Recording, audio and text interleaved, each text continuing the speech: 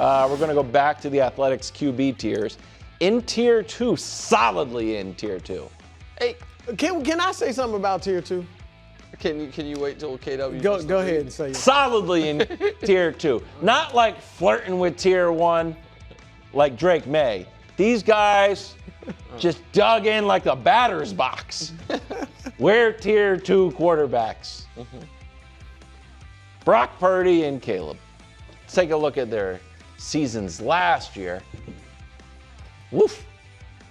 58% completion percentage by Caleb. But don't worry, he didn't get sacked that much. Brock Purdy's up around 69. Touchdown interceptions. Solidly in Caleb's favor. Solidly 27-7. And poor Brock Purdy only had 20 touchdowns. Everything else. 10 picks. What's going on there? Brock's Passer rating goes to Brock. Who would you rather have this year? First, your bonus take. Yeah, bonus take, take. sorry, early bonus. You know, people think of me as an NBA guy. I get it.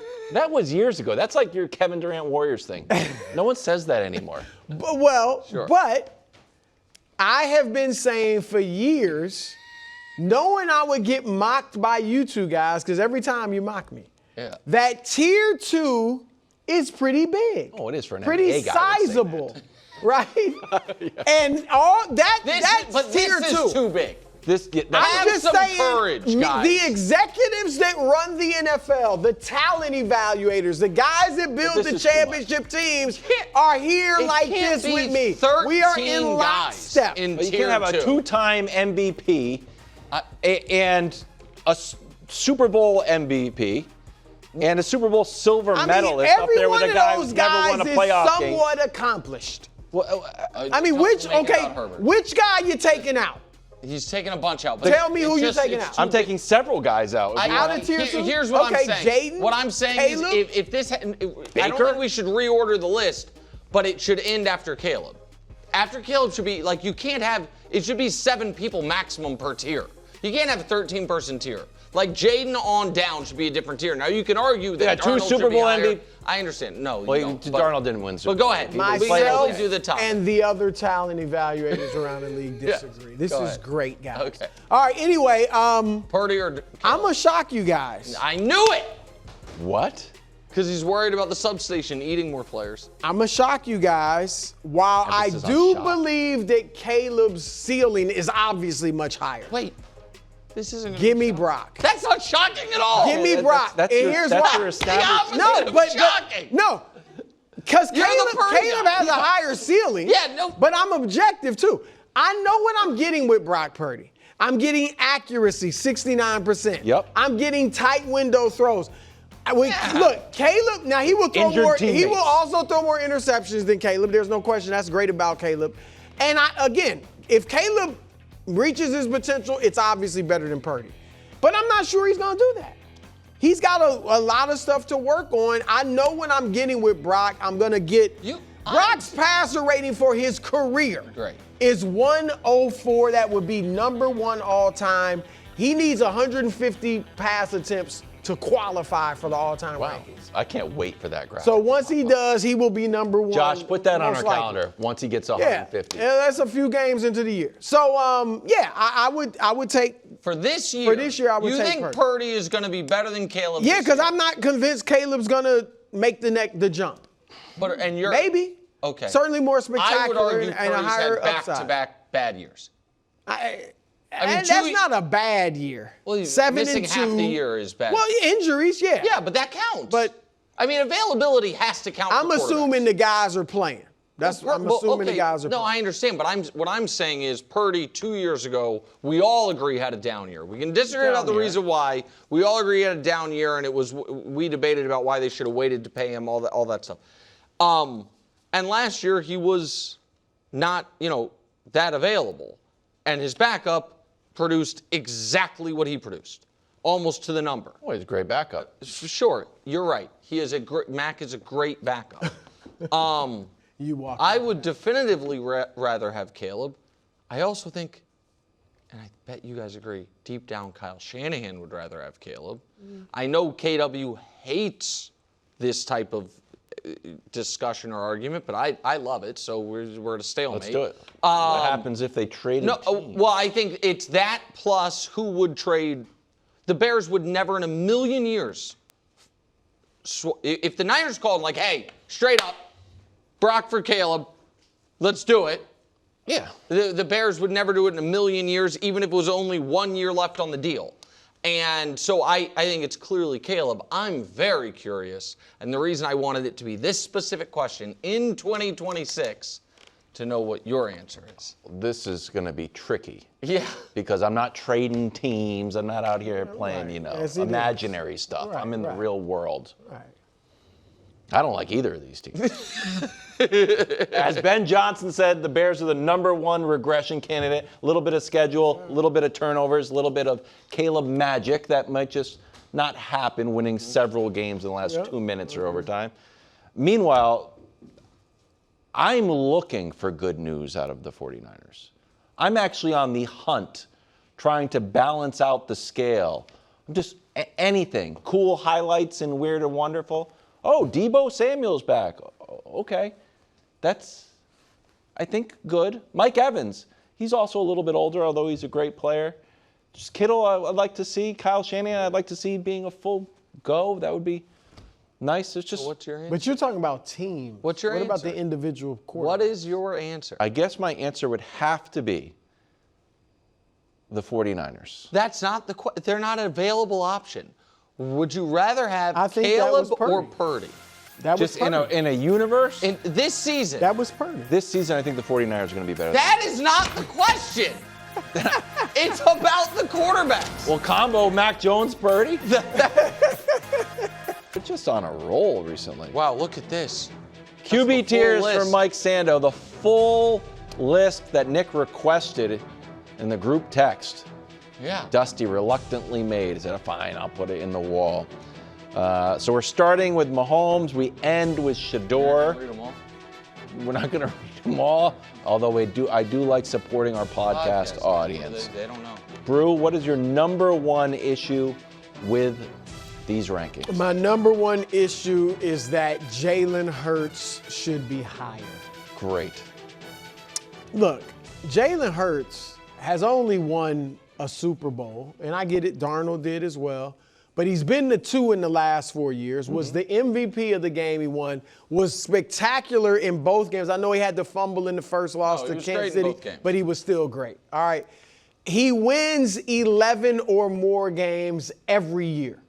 Every year. Here it is. The guys in the last 4 seasons that have won 11 or more games, it's him and Josh Allen. So many of these graphics, Patrick's falling off. It makes me so sad. Yeah, Patrick's not there. There's so many of these graphics, but go ahead. Lamar, Joe Burrow, obviously, Stafford, none of them. All right, and then last year, and I know there were some ugly games last year. Yeah. But 25 touchdowns, 6 interceptions. He was 3rd in the league in touchdown to interception ratio last year, behind Stafford and Goff. I just got to give the man some respect because he's a winner. Some of that's, I think, go ahead, sorry, go ahead. And I have to put him ahead of Caleb and Jaden Daniels and Brock Purdy and Baker Mayfield and Darnold. I'm actually moving him. You're not going to like this, but I'm moving him all the way up right there behind Dak Prescott at #8. And ahead of Drake May. Yes. Like I said, Jalen's done it many years. Let's see Drake do it another year. Do you want to respond to the Jalen stuff? No, because I'm a Jalen Hurts supporter, and I feel like while some quarterbacks get to ride a nice wave, that we have the surfing music on, you get to ride a nice wave of your accomplishments. Hey, I'm Joe Burrow. I threw for 4,900 yards a year ago. You just get to ride it for a while. Jalen Hurts wins Super Bowl MVP. He got to ride it for about 3 games. Not even. The first game against the Cowboys, that wasn't enough, even though we won. That wasn't enough. And then it was. And what is Burrow's, you mentioned the 4,900 yards. I know you know this. What is he really riding off of? He beat Mahomes. In a playoff game. Hurts beat him in the Super Bowl. Yeah. Burrow beat him to get to the Super Bowl. Hurts beat him in the Super Bowl. There was just, has played him. I pride myself on being the Jalen Hurts defender. So some of the stuff was so ugly. It was rough. Not completing a pass for. Listen, 17's Tricky. too low, but here's the conversation I actually wanted to have, because I wanted to cede a bit of the time I was going to use on my biggest complaint to spend more time on this once they told me. Mahomes not getting all the 50 votes. No, that's no. How meaningful is it to you? I'll go to you first. Yeah. That this is a resoundingly almost consensus opinion that Jalen Hurts is fine. That you are not, while Lamar's ranking might fluctuate, Burrow's, I think he was 9 last year. No, but I'm saying where his standing in the league right now, like whether it's the player poll, whether it was the ESPN poll where it was the top 10 and he ended up, we did the math on it, he would have come in, I think, 15th, that he's 17th on this, that it was, hell, when Coach Mangini's here, that it seems that for people that we would consider the NFL experts, the people that coach teams or run teams, look at him, to mix metaphors, as a bus rider, not a bus driver. Does that, it is the Jalen Hurts having the ranking of what his resume is, whether it's, his passer rating, his wins record, his Super Bowl, his playoffs, all of it. That ranking would be so far out of the mainstream of where he actually is ranked by people who in theory are the experts. Is that, I'm not even saying he's the negative equivalent of Justin Herbert. Correct. So that is Herbert gets the positive benefit Herbert. Of not having accomplished much. Yes. And Jalen gets a negative. And so that is exactly, because my biggest issue is Herbert's ranking. And I look at them as two sides of the same coin. Where it's okay, but everybody has, I'm the one out of the mainstream, or this show is the one out of the mainstream. Yeah. All of these rankings love Herbert. None of them like Hurts.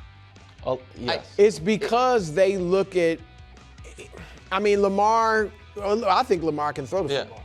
They're looking at passing ability, period. That's what I think. And Herbert has great passing ability. Jalen is, to me, just a winner. He can throw. He's made great throws, but he's not the best passer in the league, obviously. He runs. He gets it done however he has to get it done. Yeah. But I think that's a big part of why he's ranked lower. This whole little group right here, Sam Darnold, who won the Super Bowl, the Prince, although we make fun of him, they won 13 really games, make fun of fifth you. in MVP voting. Yes. Not nothing. Jalen Hurts has been to 2 Super Bowls, won a Super Bowl, and just because I knew you were doing Jalen Hurts, I did a little thing on Bo Nix. Wow. Someone needs to ride for Bo Nix because I think they're all cut from the same cloth. Here's the executive quote about Bo Nix.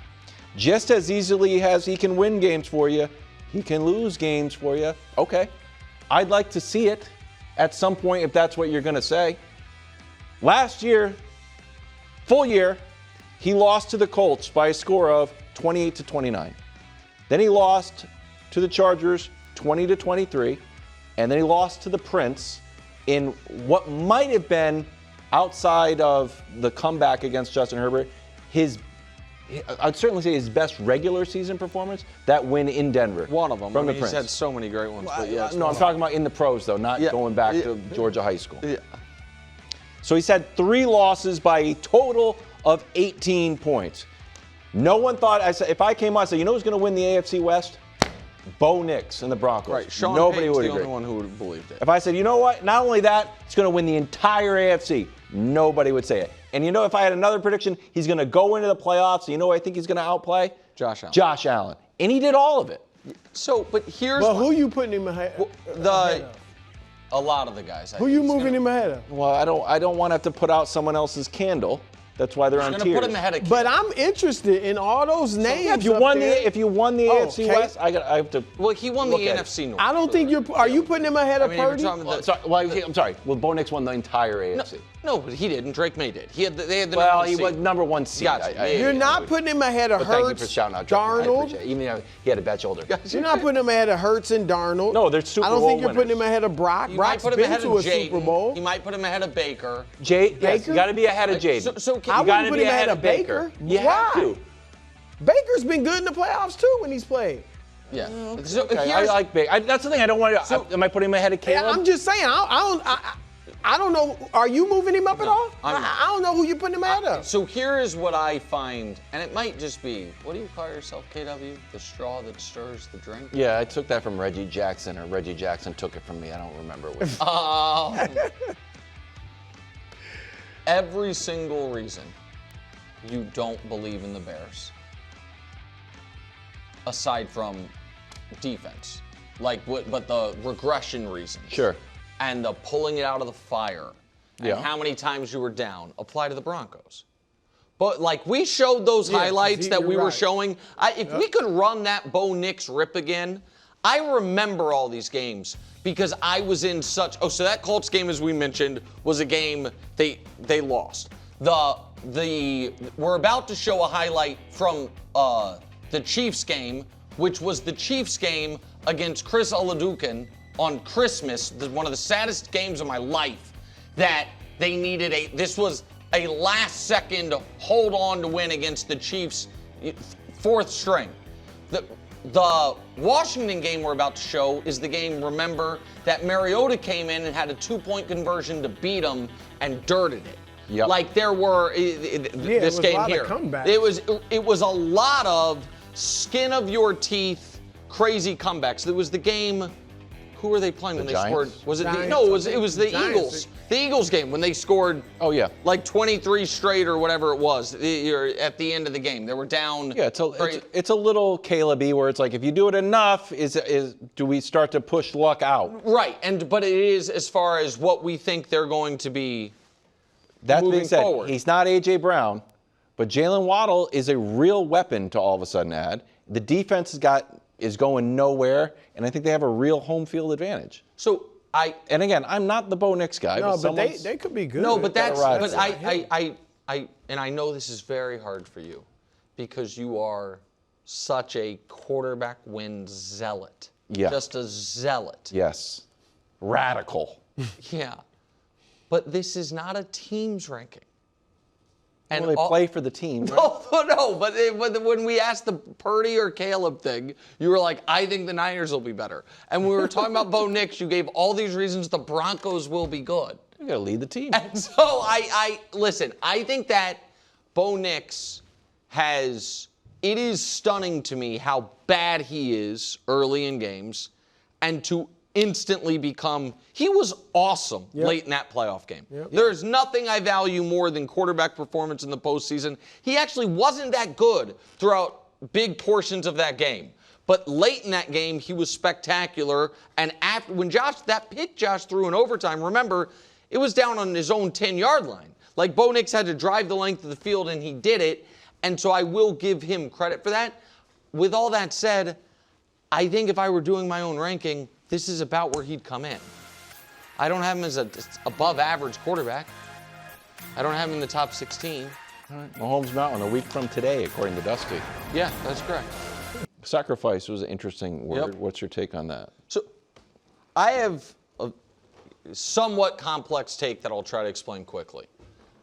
My opinion on Jaylen Brown's exit from Boston has evolved with the information we received, which was I looked at it as, with Jaylen initially, with Jaylen saying this is my favorite season, all those things. I thought he did a little too, not quite enough. Man, we sure missed Tatum. We can't wait till he gets back. All of that contributed to the. Well, I thought there was a lot of reason to believe that Stone just wanted his own team, that was the leading factor to his exit.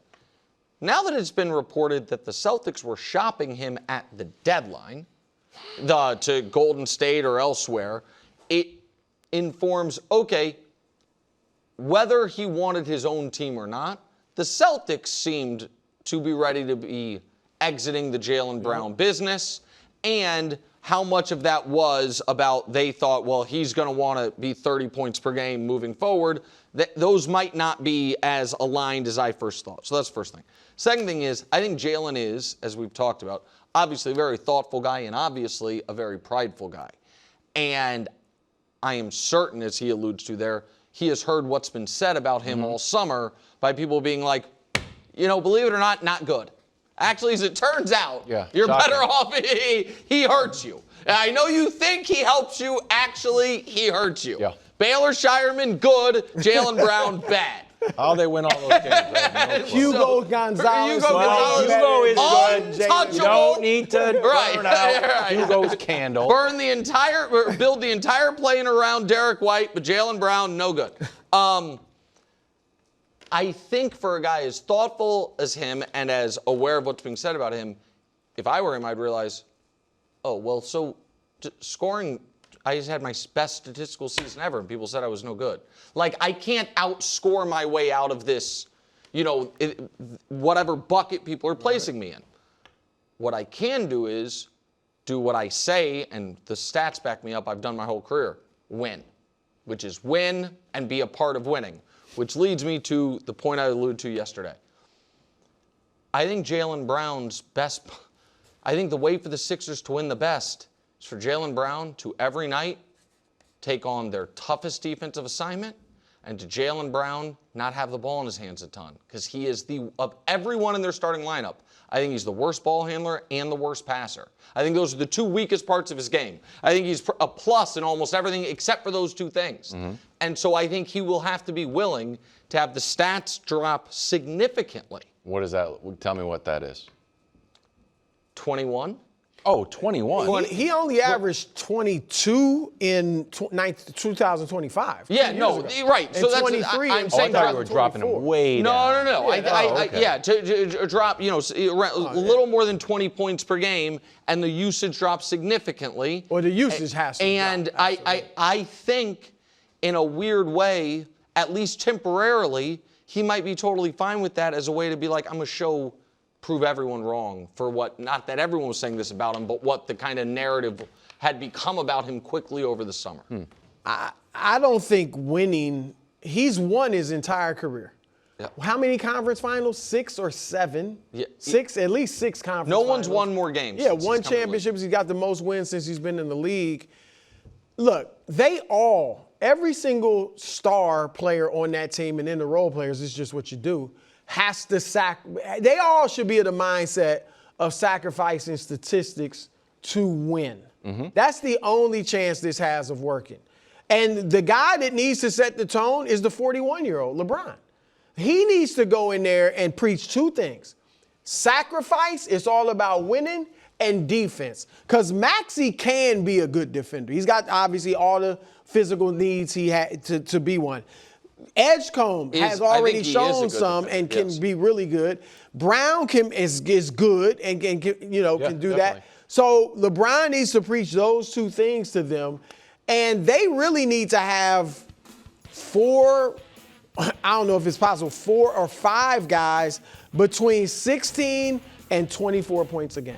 Nobody needs to be averaging more than 24 points a game, and nobody needs to be dominating the ball. These guys don't need Maxey to set them up for shots. They don't need LeBron to set them up for shots. All those guys can get their own shots. That's why I said move the basketball, egalitarian, have the players move, and whoever gets it, take it, and do your thing. That's how they have to play. I don't think Jaylen's going to be happy if it's like, Jaylen, you be the role player. I wouldn't be happy. He's a star. When you're a star, you want to be a star. Yeah, I want to win, but I want to be a star. Michael Jordan said, I want to win, but I want to be the reason we win. Mm-hmm. And LeBron understands that as well as that fine line between, winning, but also being an individual star. He understands that more than anybody. He's done it all. He doesn't have anything else to do in that regard, but the other guys do. He has to understand how Maxey, Jaylen, Edgecombe feel like, I want to win, Brian, but I also want to do my thing. So that's a fine line for all of them to It'll walk. be a hard chemistry test, and it's easier said than done. And if everyone's sacrificing and you're winning, sure. Yeah. But it will start to flare up. Lose 3 games in a row. Lose, 4 out of 5. And like, hey, Jaylen, how's it going? You're only averaging, 17 in this last 5 games. What answer are you going to get on the stream? So, well, on the stream is interesting. That part is interesting. I also think, I don't think they're going to have a bunch of lose 4 out of 5. I just think good teams don't have a bunch of bad stretches. You have a couple, but I said their over-under's 50.5 wins. I said today I penciled them in for 54 and 28. I think they're going to be really good. And so I think some of this will. You think they're going to be really good right away? Because it feels like sometimes we get enamored on this show when trades happen, free agent signings happen. We get a little bit excited and we on paper. Dame and Giannis. They should pencil be able them in. to win a lot of games. I just looked at it. I would have thought the Sixers. I was thinking about picking the Sixers to win the East before they replaced Dean Wade in the starting lineup with LeBron James. You know what I mean? I think Jaylen Brown, as good as Paul George was at the end of last year, I think Jaylen Brown's better than Paul George. I think that's pretty obvious at this point in his career. Maxey is at least still slowly ascending. He might have reached close to his prime. Yeah. Edgecombe's going to be a lot better. And this whole conversation, we haven't mentioned Embiid. I think they need Embiid to win the championship. I don't think they need Embiid to win 50 games. I do think dropping Embiid in is where it can get clunky, because you mentioned how all these guys can defend. Embiid used to be able to. Now he can't move as well. Right. Embiid can't do much without the ball. That's going to be Nick Nurse's biggest hurdle, is Nick Nurse figuring out how to Because you saw incorporate last year they played totally differently Of course, when he's there. Because everybody else wants to run. Yep. Bron, as he's got older, wants to run more.